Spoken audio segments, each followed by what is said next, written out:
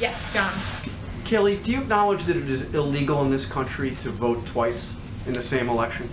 Are you referring to the president's comments earlier today? I'm just asking you a basic president- yes or no the question. president Do does you not- believe it is illegal to vote twice president- in this country? The president does not condone unlawful voting. The president's been very clear about this. I'm once again not surprised the media is taking the president out of context. Do you recall what the president said on this matter specifically? I have it right here. Sure. Okay, maybe you should read it out for me then. Okay, so the president said that you should go to your poll, you should vote early, by mail, and then you should go either early voting or day of and try to vote again.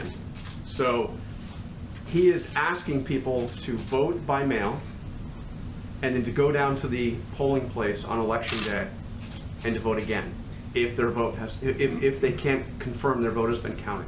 You're missing a very crucial line from the president's remarks.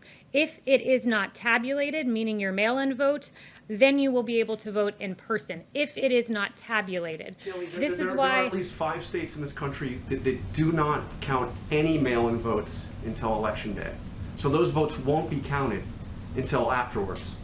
So there's no way to know whether or not their vote is There's a very simple answer, and this is how it works. First, a lot of states have what are called electronic poll books. And what this means is that in real time, this is updated. So if your vote is counted, they check the electronic poll book, and you will not be able to vote in person because your vote has been counted.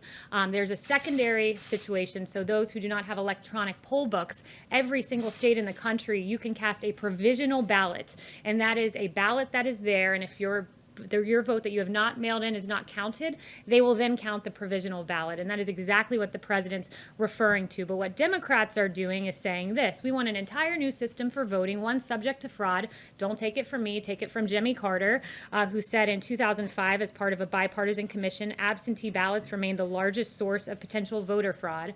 So what Democrats want you to do is say, trust us, but don't verify. Don't verify that your vote's been counted. This president's trying to enfranchise Americans, which is exactly what he's been saying. He wants every American to have a vote because he understands what Jimmy Carter understood and what so many of us understood until the president started putting the focus on mail-in voting, and that was this: that it is subject to fraud.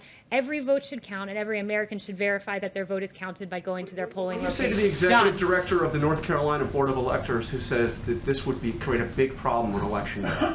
What I would say is that the president has laid it out very clearly. You should verify your vote. And not only that, I would point them to the fact that in 2016, before we tried this entire new system of mass mail-out voting, 319,000 votes were not counted that were cast by mail. 319,000 in an election that came down really to 80,000 votes in Pennsylvania, Wisconsin, and Michigan. That's untenable, and hundreds of thousands more will not be counted with the Democrats' fraudulent mass mail-out voting system. The president wants enfranchisement, plain and simple. John. Can I ask you